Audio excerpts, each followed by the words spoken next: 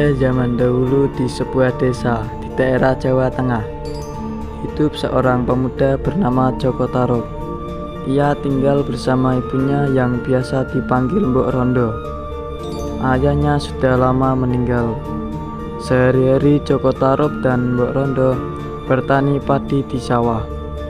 Pada suatu malam, di tengah tidurnya yang lelap, Joko Tarub bermimpi mendapat istri seorang bidadari nan cantik jelita dari kayangan. Begitu terbangun dari tidur, Ternyata cuma mimpi. Indah sekali mimpiku. Teringat ingatanku. Mending aku keluar saja deh. sesaat Jaka Tarub sedang melamun, tiba-tiba terdengar ayam jantan berkokok menandakan hari sudah pagi. Ibu Jaka Tarub pun terbangun dari tidurnya. Gimana ya Joko Tarub, kok sudah tidak ada di kamarnya? Keesokan harinya, Joko Tarub berniat untuk memburu hewan. Joko Tarub adalah seorang pemuda yang sangat senang berburu. Ia juga seorang pemburu yang handal. Keahliannya itu diperoleh dari mendiang ayahnya. Pagi itu, Joko Tarub telah siap berburu ke hutan. Oh, itu dia Joko Tarub, pagi-pagi sudah melamun di depan rumah. Apa yang sedang dia pikirkan ya? Aku pergi berburu dulu ya. Jadi ya nak, semoga kamu membawa pulang seekor menjangan besar untuk kita makan.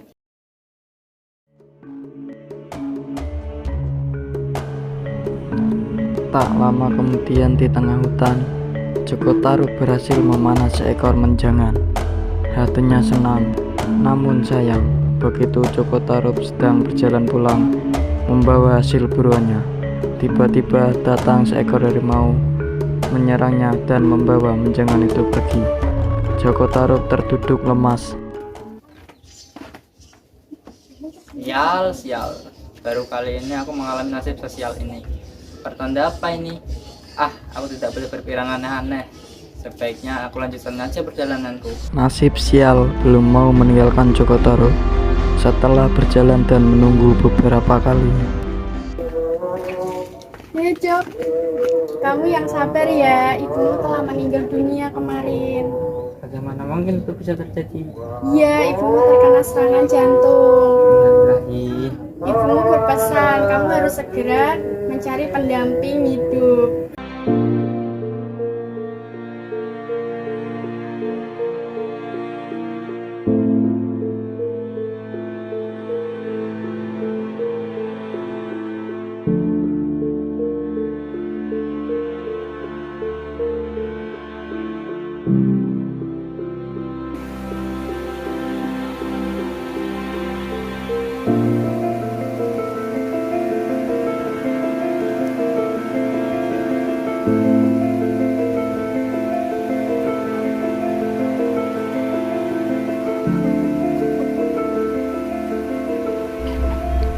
tak lama kemudian, Wow, itu ada danau Toyawan Lane. Sudah kelihatan dari sini. Aku sepertinya mendengar ada jadi sedang bertindak gurau.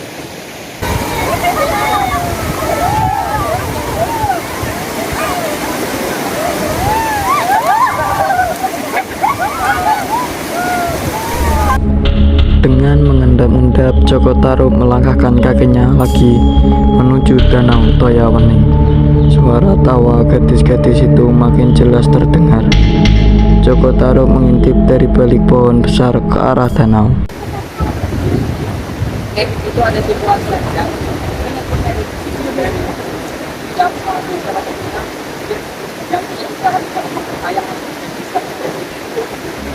Dengan hati-hati, Joko Tarub berjalan menghampiri tumpukan selendang itu. Ia berjalan sangat perlahan. Joko Tarub memilih baju berwarna merah. Setelah berhasil, Joko Tarub buru-buru menyelinap ke balik semak-semak. Tiba-tiba seorang dari bidadari itu berkata, Ayo kita pulang, hari ini sudah mulai sore. Iya, benar. Baiknya kita pulang sekarang. Sebelum matahari terbenam.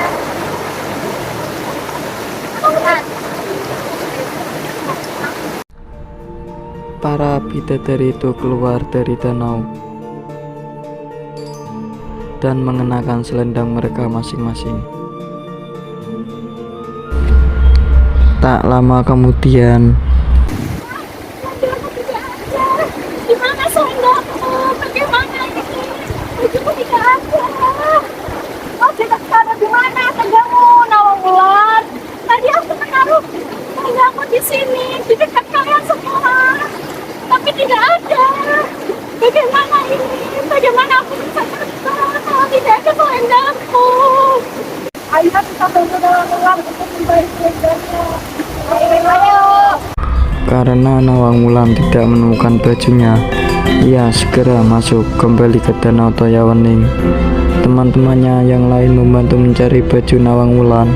Usaha mereka sia-sia karena baju Nawangwulan sudah dibawa pulang Joko Tarub ke rumahnya. Akhirnya seorang bidadari berkata, Bagaimana ini? Jadi sudah selesai sore. Baiknya kita kembali ke kayangan.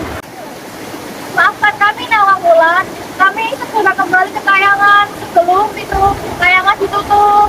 Kami terpaksa meninggalkanmu di sini. Maafkan kami, Nawangwulan. Baiklah. Nawangwulan tidak dapat berbuat apa-apa. Dia hanya bisa mengangguk dan melambaikan tangan kepada keenam temannya yang terbang perlahan meninggalkan Danau Toyawening.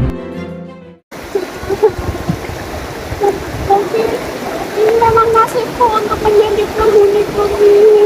Apa yang harus aku perbuat ya? Apa aku harus pendam di danau ini selamanya? Nawangwulan pun merasa putus asa dan tiba-tiba berucap, Barang siapa yang bisa memberiku pakaian akan kujadikan saudara dia perempuan, dan dia laki-laki akan kujadikan suamiku. Joko Tarub yang sedari tadi memperhatikan gerak-gerik Nawangwulan dari balik pohon tersenyum senang. Hahaha, akhirnya itu menjadi kenyataan. Joko Tarub pun keluar dari persembunyiannya dan berjalan ke arah danau. Ia membawa baju mendiang ibunya yang diambilnya ketika pulang tadi. Bidadari, aku dapat tahu. Aku membawakan pakaian yang kau butuhkan. Panggilan datang dan aku segera malam. Aku Nawangwulan, aku bidadari dari kayangan, tapi aku tidak bisa kembali ke sana karena selendangku telah hilang. Maka karena tadi aku telah bersumpah, jika kau memberiku pakaian, maka akan kujadikan kau sebagai suamiku. Aku sangat pelan. Kalau begitu, ayo kita pulang ke rumah. Baiklah, kataku. Hari berganti hari, bulan berganti bulan. Tak terasa rumah tangga Joko Tarub dan Nawangwulan telah dikaruniai seorang putri yang diberi nama Nawangsi. Tak seorang pun penduduk desa yang mencurigai siapa sebenarnya Nawangwulan. Joko Tarub mengakui istrinya itu sebagai gadis yang berasal dari sebuah desa yang jauh dari kampungnya. Sejak menikah dengan Nawangwulan, Joko Tarub merasa sangat bahagia. Pada suatu pagi, Nawangwulan hendak mencuci ke sungai. Kang Mas, jaga Nawang Asih dulu ya. Aku mau mencuci baju di sungai. Dan tutup kukusan nasi yang sedang dimasak, jangan dibuka ya. Ya. Ketika sedang asik bermain dengan Nawangsi yang saat itu berumur 1 tahun, Joko Tarub teringat akan nasi yang sedang dimasak istrinya. Oh iya, tadi masak nasi. Kayaknya sudah lama masaknya. Tunggu sebentar ya nak, bapak mau lihat dulu sudah matang apa belum nasinya.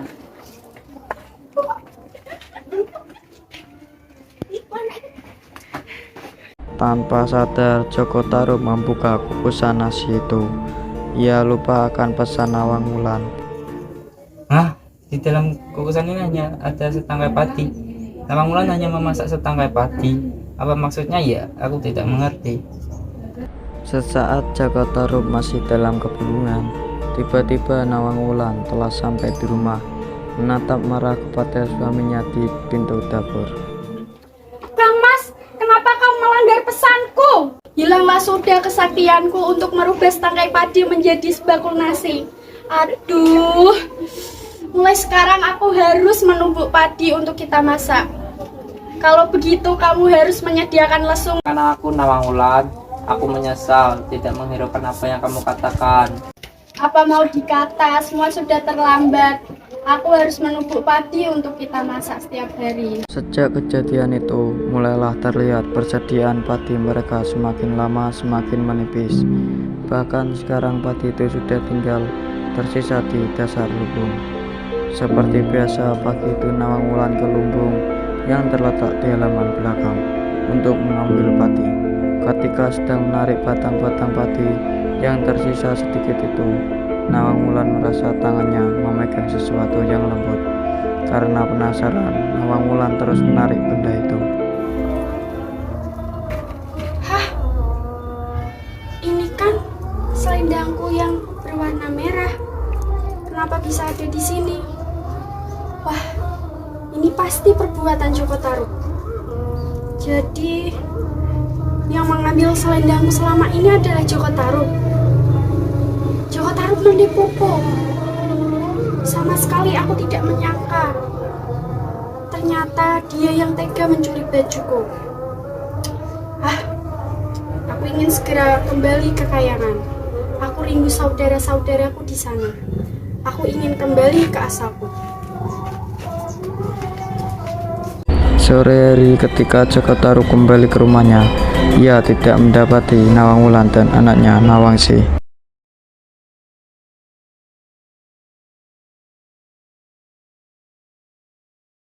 Tiba-tiba Joko Tarub yang sedang berdiri di halaman rumah melihat sesuatu melayang menuju ke arahnya.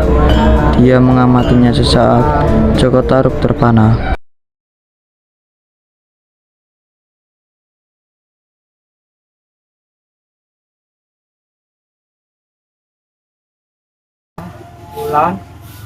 Wulan, kau dari mana?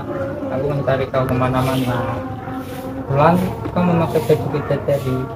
Kau sangat cantik sekali. Hanya itu kata-kata yang sanggup diucapkan Joko Tarub. Nawang Wulan dapat merasakan betapa Joko Tarub tidak berdaya di hadapannya. Wulan,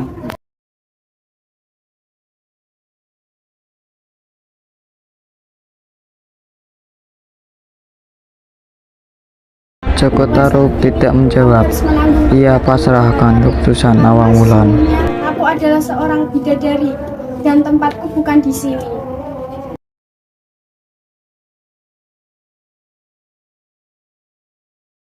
Mulai saat ini kau harus mengasuh Nawang Asih sendiri dan kita bukan suami istri lagi. Joko Tarub hanya bisa menahan kesedihannya dengan sangat. Ia ingin terlihat tegar. Setelah Joko Tarub menyatakan kesanggupannya untuk tidak bertemu lagi dengan Nawang Wulan, sang bidadari pun terbang meninggalkan dirinya dan Nawangsi. Joko Tarub hanya sanggup menatap kepergian Nawang Wulan sambil mendekap Nawangsi. Sungguh kesalahannya tidak termaafkan. Tiada hal lain dapat dilakukan saat ini selain merawat Nawangsi dengan baik seperti pesan Nawang Wulan.